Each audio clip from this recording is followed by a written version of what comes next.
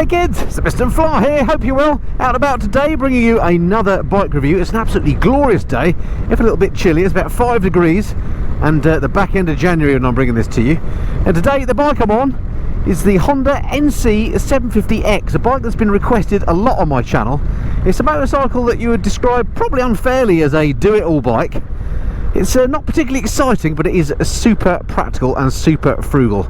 If you're in the market for a motorcycle that does everything and does it all pretty well, then this is definitely one to consider. Anyway, stick around and stay tuned. I'll tell you what I think of it.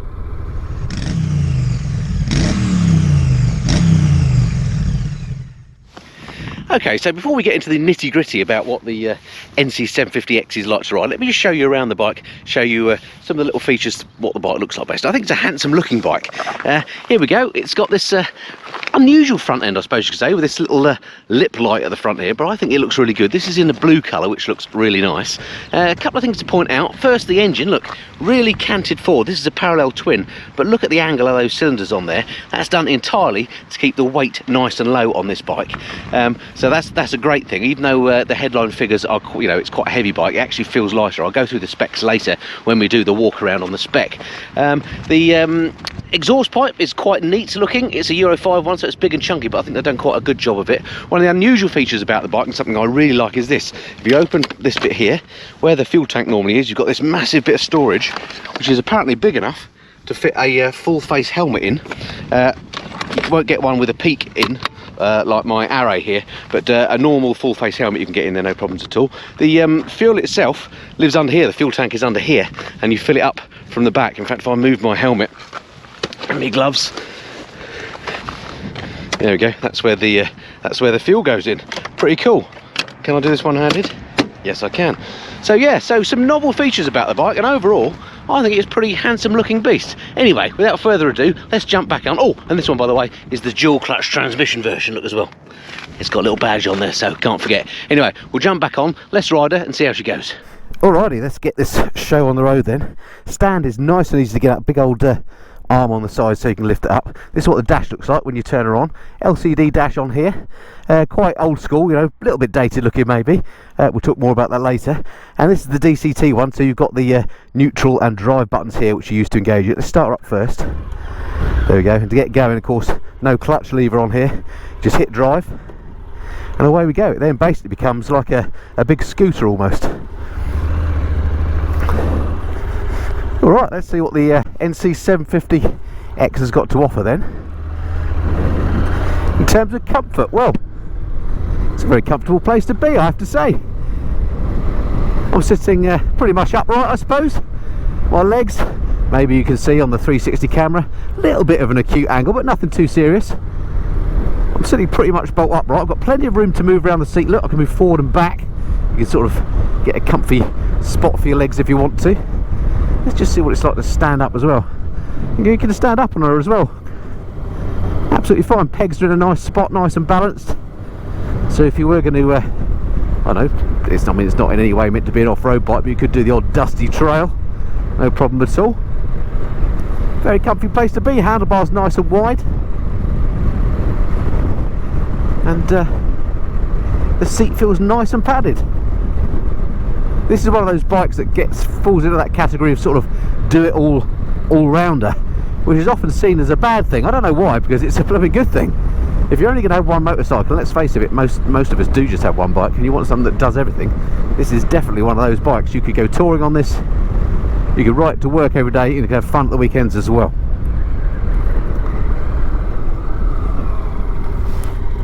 Now, I'm a big fan of dual clutch transmission.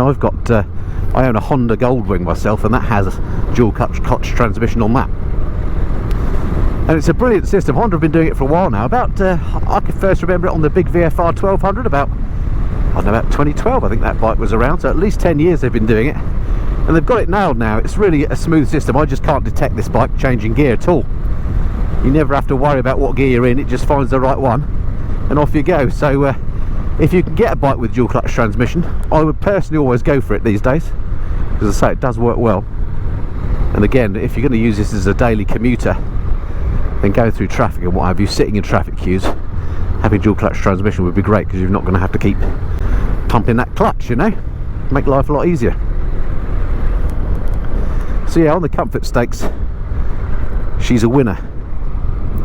Got this windscreen and big fairing on here as well, so you're nice and protected from the weather. Let's just nip down this little stretch of twisty that I like. It's my favourite little handling test. It's a little bit damp on the road, so I don't want to go mad. Yeah, it's got a nice balance about this bike. That centre of gravity nice and low thanks to the low fuel tank and that engine that's so canted forward. It feels a lot lighter than the headline weight figure would suggest. I think that figure is something like 224 kilograms, something like that. I'll go through the specs as I say in a moment. In fact, hell with it. Let's go through the specs now. Let's do the walk around. Alright, so let's talk spec then on the NC750X. I've written down all the details so I don't get them wrong. Let's start off with that engine on here. So here she is. It's the parallel twin on here, 745cc. It's actually the same engine as in the XADV and the big Forza scooter. Puts out 43.1 kilowatts. And if you're like me, I did a bit of Googling. I don't understand what that means. It's 58 brake horsepower. So it doesn't sound like a lot, but I have to say, at no time has this bike felt like it's underpowered to me. In terms of torque, the bike puts out 69 newton meters or 51 foot-pounds of torque at 4,750 RPM. The brakes on here on the front, we've got this Nissin caliper. It's on a wavy disc, as you can see. It's a 2-pot caliper, and those discs are 320mm. On the rear, we've got a single pot on a 240mm disc, again a wavy disc, which looks good, and you can see the ABS ring on there as well, and there's that single pot Nissin caliper. The seat height on here, relatively low and friendly, 800mm. I'm 5'8" with a 32-inch leg, and I can get my feet on the deck nicely. I don't feel that this bike is at all ponderous to me, so if you're not super huge, you're going to fit on this okay. Maybe if you're sort of less than 5'5", you might struggle, but otherwise absolutely fine. The tank capacity on here, normally I point at this part of the bike when I say tank capacity, but of course the tank on here is under here. The bike holds 14.1 litres of fuel, and I have seen reports of up to 80 miles per gallon on here, so it's a very, very frugal bike. Not only is it frugal to run, but it's frugal to buy as well, in that this bike comes in at 7,549 for the standard bike, the manual transmission. If you want this one, which is the DCT, then it's going to cost you 8,379, but I think it is definitely worth that extra money. What else to say? Electronics wise, it's got LED lights all around. It's got that LCD instrument panel, which, as I say, looks a little bit dated now, I think. 4 riding modes, flexible traction control, ABS of course, and that's about it. Oh, engine braking control. Oh, and also the rear hazard lights on here. Under braking, if you do heavy braking, these flash you know, on and off as they do on fancy new modern bikes, so that's pretty cool. All right, I think that's pretty much it in terms of other information. It comes in this blue colour, black or red, but I think this blue looks splendid. You can get an adventure pack for it, which comes with cowl guards and spotlights, or you can get a travel pack that gives you luggage. And there we go. So yeah, that's the spec. Let's jump back on and ride her some more. Before I do, forgot to tell you the weight is 224 kilograms curb weight, so that's wet. So it sounds quite a high number, but in fact it feels much lighter than that thanks to that low centre of gravity. All right, let's jump back on then. Alright, welcome back on board the NC750X. Beautiful day for riding. I'm recording this in the middle of January. It's only about 5 degrees. But one of the things that I've noticed that I don't like about the bike actually, and there's not much I don't like about this, is it doesn't seem to have an outside air temperature gauge. It's got pretty much everything else on this display, including gear position indicator. Not that you really need to know that on the DCT one, because it just sorts itself out. But lots of trip counters, rev counter. It's got your engine braking, the settings for that, traction control settings and so on are all there. Mightily frugal, this bike as well. At the moment I've been riding this for the last couple of days and I've not been exactly babying it. At the moment the bike is reporting I'm getting 60.6 miles per gallon. As I mentioned before, I have seen much higher figures than that. I think if you just rode it sensibly on tour or something, you get way more than that, but definitely a frugal bike to buy and to run. Handling on it is nice. The suspension is nice and soft actually, non-adjustable, but absolutely does the trick. I weigh about 70 kilograms, so it's about between 11 and 11.5 stone, depending on whether it's a good day or not. And for me this suspension is set up just perfectly. I wouldn't want to change it. It's not too hard, not too soft, just in that Goldilocks zone, just right. Yeah, handling is nice around these corners.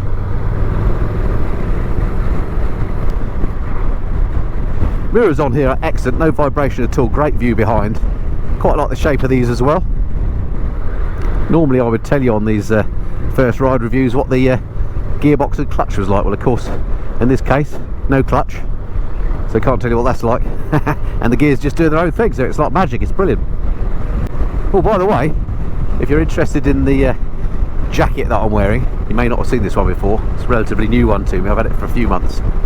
I'll do my little fashion segment at the end of the video as well, so stay tuned to the very end of the video, and I'll talk to you a bit about the new kit that I'm wearing. A lot of traffic out today. It's actually a Sunday, so everybody's out having a nice ride or going for a walk, and why not? I mentioned it was a cold day. One of the other things this bike doesn't have is heated grips, which is a bit of a shame. I would definitely get some of those fitted. Get yourself some aftermarket ones from the likes of Oxford or someone, they're not that expensive, and then it's good for all year round riding. I'm using my heated gloves today because it is such a chilly day. The LCD display on here, mentioned it looks a little bit dated. It does have everything you need, including a proper fuel gauge, I'm glad to say.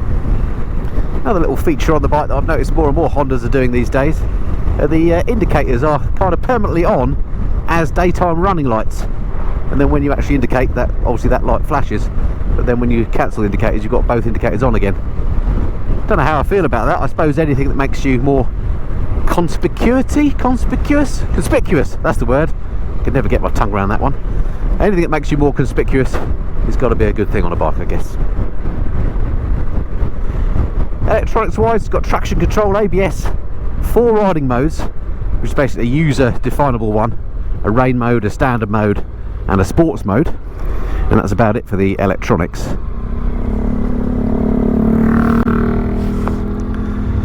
But what more do you need, frankly?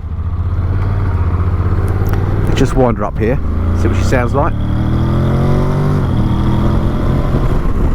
Okay, I'll stop going too mad as we come into a 30, slow down again. The engine's got a lovely note about it actually. That exhaust that I showed you does sound good on here. It's got that 270-degree firing order that so many manufacturers are doing these days. It just gives it a nice bit of character. But it's a nice smooth engine, there's no terrible thumpiness and vibration. You could ride on here all day long, comfortable as you like. I think that's going to be one of my overarching memories of this bike. It's just comfortable. It's comfortable, practical and frugal. I must say a huge thanks to Honda UK, by the way, for lending me this bike. I've got it for the next week, so I'm going to ride it quite a bit over the next week. The forecast is quite good. I'm going to ride it in all sorts of on all sorts of roads and in all sorts of conditions. So I'll bring you in a few days time my in-depth review once I've learned a bit more about the bike, all the lessons I've learned about the bike, not just the good things but the bad things too. So if you're interested in the NC750X, stick around and stay tuned to the channel for that, and there'll be more to come. So that's just about it for my first ride review on this bike. Not a lot to not like at the moment, as I say. Just add some heated grips and you're good to go, as I say. Cheap to buy, cheap to run, eminently practical with its storage and the excellent fuel economy. If you want a bike that doesn't feel budget but is a budget bike, this is definitely well worth a look. Alright, that's it for this time. Don't forget a fashion segment at the end of the video after the credits, and I look forward to speaking to you next time. Oh, and don't forget to hit that subscribe button as well if you haven't done already. That way I can see you on the next video. Alright, that's it for now. Look forward to speaking to you again soon.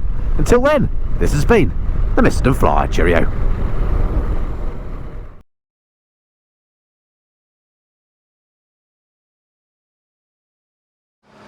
Alright, thanks for sticking around to the bitter end of the video and for my now infamous fashion segment. I said I'd talk to you about the new bits of kit that you've seen me wearing on this video. Well, they're not entirely new. First off is this jacket. You may have seen this before on other videos. I've had this for about 3 months now. This is from Segura. It's called their Nacho jacket and it's in navy. It's a lovely bit of kit. I found it really warm. It's only like 6 degrees today, albeit sunny, but I've been quite toasty in this jacket, and as I say, I've been wearing it from November, December, and it's now the back end of January I'm wearing this. I found it really, really nice and warm. Stylish too, comfortable. It's got CE approved armour in the elbows and the shoulders as well, so it's good for, of course, for wearing on your bike. And what else can I say about it? It's £259.99 is its recommended retail price. I'll put a link below this video to bikerheads.co.uk, and that way you can find where your local stockist is. Or if you want to go online, I'll also put a link to this jacket on Sports Bike Shop, which is where I go to do my shopping online. I find their service and pricing is excellent, so do check those out. So that's the jacket, recommend that to you. Next up with the jeans, which you've seen before. These are from a company called PMJ. I think they're Italian. These are called their De jeans, D-E-U-X, as in the number 2 in French. I use these now day to day as my sort of go-to jeans. I just find them really comfortable. They're single layer, but they're AAA approved. That's the highest level of safety rating you can get. They come with knee and hip protectors, and yeah, I think they're just again stylish, comfortable, and just do the job lovely. So I'll recommend them to you. These are £229.99 is the recommended retail price. Again, I'll put links below to Bikerheads to find your local stockist, and indeed to Sports Bike Shop as well for a pair of those. All right, that's it for the fashion segment. Yeah, speak to you soon.